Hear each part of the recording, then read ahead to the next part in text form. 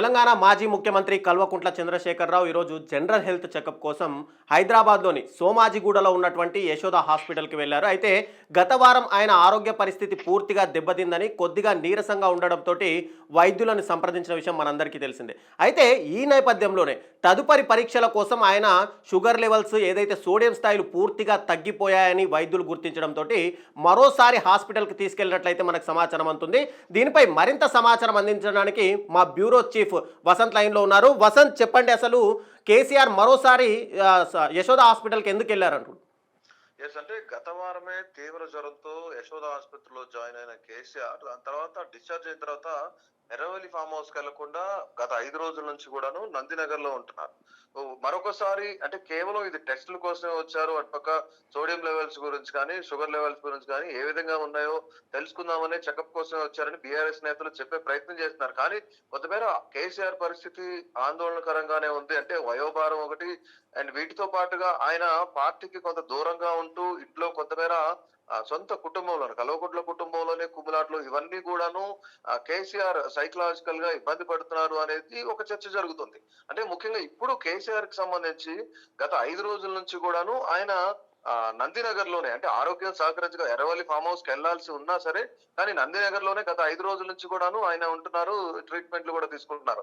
వీటితో పాటుగా ఇమ్మీడియట్ గా హుటాహుటిన అసలు ఏమైందో తెలియకుండా ఇంతవరకు అసలు కేసీఆర్ కి గత వారమే జ్వరం వస్తే మళ్ళీ ఇమ్మీడియట్ గా 5 రోజుల గ్యాప్ లోనే మళ్ళీ హాస్పిటల్లో జాయిన్ చేయడం అనేది బీఆర్ఎస్ నేతలందరూ కూడా కొంత ఆందోళనకరంగా వ్యవహరిస్తున్నారు. ముఖ్యంగా ఆ యొక్క పార్టీలో సీనియర్ నేతలు కానీ లేదంటే పెద్ద పెద్ద నాయకులు కేటీఆర్ గాని, శ్రవణ్ గాని ఇలాంటి వ్యక్తులు ఎవరైతున్నారో వాళ్ళందరూ కూడా కేసీఆర్ ఆరోగ్య పరిస్థితి నిలకడగానే ఉంది అని చెప్పేసి తెలియజేసే ప్రయత్నం చేస్తున్నారు. కానీ ప్రజలు మాత్రం ఆందోళన చెందుతా ఉన్నారు. ఎందుకంటే పెద్ద ఎత్తున రాష్ట్ర వ్యాప్తంగా కూడాను బీఆర్ఎస్ కార్యకర్తలందరూ కూడాను యశోద ఆసుపత్రికి చేరుకుంటున్న పరిస్థితి. అటు కేసీఆర్ కి ఏమైంది, వెంటనే వారం రోజుల గ్యాప్ లోనే ఇమీడియట్ గా ఎందుకు జాయిన్ అవ్వాల్సి వచ్చింది అని చెప్పేసి వాళ్ళందరూ కూడా కొంతమేర ఆలోచిస్తున్న పరిస్థితి. మరి ముఖ్యంగా ఇంకో వైపు నుంచి బీఆర్ఎస్ నేతలు చెప్పేది ఏంటంటే కేసీఆర్ ఆసుపత్రిలో ఉన్నా సరే రైతుల బాగోగుల గురించి, రైతులకు సంబంధించి పంట వాళ్ళ వ్యవసాయం ఏ విధంగా నడుస్తుంది, రైతులందరూ చక్కగా ఉన్నారా లేదా అని చెప్పేసి కేసీఆర్ అడుగుతున్నారు. ఎక్కువ రైతుల గురించి ఆయన మాట్లాడుతున్నారు అని చెప్పేసి కొంతమంది బీఆర్ఎస్ శ్రేణులు కూడా ఎస్ వసంత్, అంటే నేను డిశ్చార్జ్ అవ్వగానే ఇమ్మీడియట్ గా ప్రెస్ మీట్ పెడతాను. ప్రెస్ మీట్ లో ఇక్కడ బనకచెర్ల ఇష్యూ కానీ, రైతులు ఎదుర్కొంటున్నటువంటి నీటి సమస్యల గురించి కానీ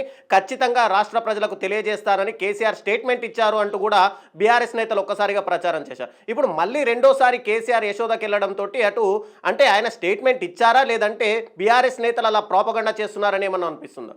రైట్ అంటే రవి, ఇక్కడ ముఖ్యంగా చూసినట్లయితే కేసీఆర్ ఒకవేళ ఆయన ఆరోగ్య పరిస్థితి బాగుండుంటే నిజంగానే ఆయన స్టేట్మెంట్లు ఇవ్వడం జరుగుద్ది. లేదంటే ఆయన బీఆర్ఎస్ కేసీఆర్ ఎవరి సాయం తీసుకోవడానికి కొంత ఇష్టపడాడు అనమాట. సో బేసిక్ గా ఆయన హెల్త్ బాగాలేదు, ఆందోళనకరమైన పరిస్థితుల్లో ఉన్నారు కాబట్టి కొంతవేళ బీఆర్ఎస్ నేతలే దీన్ని ప్రాపగండా చేస్తున్నారని మరొక చర్చ జరుగుతుంది. ఎందుకంటే ఆయన కేవలం విత్ ఇన్ 1 వీక్ లోనే రెండోసారి కూడా హాస్పిటల్లో అడ్మిట్ అవ్వాల్సి వచ్చింది. అంటే ఆయన పరిస్థితి ఏ విధంగా ఉంది, ఓ పక్క నుంచి 75 ఆయన ఏజ్ కూడా పెరుగుతూ ఉంది. మరోపక్క 10 ఏళ్ళు కుర్చీలో ఉన్న కేసీఆర్ ఒక్కసారిగా ఆయన కుర్చీ దిగిపోవడంతో దాన్ని జీర్ణించుకోలేకపోతున్నారు అని కూడా, దాని వల్లనే ఈ వయోభారం మీద పడి ఒక్కొక్కటిగా బయటకు వస్తుంది హెల్త్ ఇష్యూస్ అన్ని. ఇటుపక్క సోడియం లెవెల్స్ కంట్రోల్ అవ్వట్లేదు, షుగర్ లెవెల్ కంట్రోల్ అవ్వట్లేదు, బీపీ కూడా కొంతమేర ఫ్లక్చువేట్ అవుతున్నట్లుంది అని చెప్పేసి ఒక చర్చ జరుగుతుంది. ముఖ్యంగా దీనిపైన డాక్టర్లు కానీ లేదంటే కేసీఆర్ కానీ లేదంటే బీఆర్ఎస్ నాయకులు కానీ ఇంతవరకు బయటికి రానివ్వని పరిస్థితి. అంటే లోపల ఏం జరుగుతుంది, పెద్ద ఆయనకి ఏం జరుగుతుంది అని చెప్పేసి కార్యకర్తలందరూ కూడా ఆందోళనలోనే ఉన్నారు. మరోపక్క కేసీఆర్ ఎప్పుడైతే ప్రెస్ మీట్ పెడుతున్నారు, రైతుల గురించి మాట్లాడుతున్నారు, బనకచర్ల గురించి మాట్లాడుతారు అని చెప్పి స్టేట్మెంట్ వచ్చిందో దాని తర్వాత నుంచి కేసీఆర్ పెద్ద ఎత్తున ప్రజలను కలవడానికి రంగం సిద్ధమవుతుంది. ఎక్కడైనా సరే ఓ పక్క నుంచి రేవంత్ రెడ్డి సవాల్ చేస్తున్నారు, ఓ పక్క నుంచి మంత్రులు సవాల్ చేస్తున్నారు, రమ్మని చెప్తున్నారు. కానీ కేసీఆర్ రాలేకపోతున్నారు. దీనికి కారణం ఏంటంటే ఆయనకున్న హెల్త్ ఇష్యూస్ అని మెయిన్ గా చెప్పొచ్చు. మరి ముఖ్యంగా నెక్స్ట్ మంత్ నుంచి ఖచ్చితంగా ఆయన ప్రజలందరిలో ఉంటాడు. బనకచర్ల ఇష్యూ మీద డిబేట్ కి సిద్ధం అవుతున్నారు. వీటితో పాటు రైతుల్ని నేరుగా కేసీఆర్ కలవబోతున్నారు అని చెప్పేసి బీఆర్ఎస్ నేతలు కొంత ప్రాపగండా చేసిన మాట అయితే వాస్తవం. కానీ కేసీఆర్ ఇంత జరిగిన దాంట్లో కేసీఆర్ ఎక్కడా కూడాను నేను వస్తాను, నేను మాట్లాడతాను, నేనున్నాను, మీ అందరి కోసం భరోసా ఇచ్చిన స్టేట్మెంట్ అయితే ఇంతవరకు కేసీఆర్ స్వయంగా మాట్లాడిన పరిస్థితి లేదు. ఒక లేఖ రూపంలో కూడా ప్రెస్ కి రిలీజ్ చేసిన పరిస్థితి లేదు. ఇది కేవలం బీఆర్ఎస్ నేతలు మాత్రమే మాట్లాడుతున్నారు. అటు కేటీఆర్ కూడా దీనిపైన అఫీషియల్ గా స్పందించలేదు. మరోపక్క హరీష్ రావు కూడాను అఫీషియల్ గా స్పందించిన పరిస్థితి లేదు. అంటే కేసీఆర్ కి ఇంత కొంత ఆరోగ్యం క్షీణిస్తున్నా సరే ఎవరైతే బీఆర్ఎస్ లో పెద్ద తలకాయలు ఉన్నారో, ఎవరైతే నంబర్ 2 పొజిషన్ ఉన్నారో, నంబర్ 3 పొజిషన్ ఉన్నారో వాళ్ళు కూడా ఇక్కడ కనిపించకపోవడం అనేది కొంతమేర ఆందోళన కలిగిస్తుంది. అసలు ఏం జరుగుతుంది? కల్వకుంట్ల కుటుంబంలోనే ఏం జరుగుతుంది? ఈ గొడవలన్నిటికీ కారణం అయిన ఈ గొడవలన్నిటికీ కూడాను వీటన్నిటిపైన కేసీఆర్ ఇబ్బంది పడుతున్నారు అనేది మాత్రం చాలా చాలా క్లియర్ గా తెలుస్తుంది రవి. ఎస్ వసంత్, మనం ఇందాక విజువల్స్ లో కూడా చూస్తున్నాం. మనము ఆయనని స్ట్రెచ్చర్ మీద పడుకోబెట్టి మరి హాస్పిటల్కి తీసుకెళ్తున్న సిచ్యువేషన్ కనిపిస్తుంది. మీరు అన్నట్టుగా కేసీఆర్ నిజంగానే ఆరోగ్యంగా ఉంటే స్ట్రెచ్చర్ మీద తీసుకెళ్లడానికి ఆయన నార్మల్గా ఆయన ఇష్టపడే వ్యక్తి అయితే కాదు. ఏదో ఆయన పూర్తిగా ఆరోగ్యం క్షీణించే పరిస్థితి అయితే ఇక్కడ కనిపిస్తున్నట్టుగా అయితే మనకు తెలుస్తుంది. రైట్. అంటే నిజంగానే అంటే కేసీఆర్ కొంతమేర ఇంటి దగ్గర నుంచి ఆయనంతటిగా ఆయన నడుచుకుంటూ వచ్చినా సరే అంటే ఆయన ఆరోగ్య పరిస్థితుల వల్ల డాక్టర్లు ఇది ప్రిఫర్ చేశారు అని చెప్పేసి ఒక మాట అక్కడ బీఆర్ఎస్ నేతలు అయితే చెప్తున్నారు. ఎందుకంటే గతంలో మనం చూసాం కేసీఆర్ ని వీల్ చైర్ లో కూర్చోబెట్టి తీసుకెళ్లిన పరిస్థితులు కూడా ఉన్నాయి. అప్పుడంటే అది డిఫరెంట్ ఇష్యూ, ఎందుకంటే ఆయన కింద పడ్డారు, కొంచెం బోన్ ఫ్రాక్చర్ అయింది.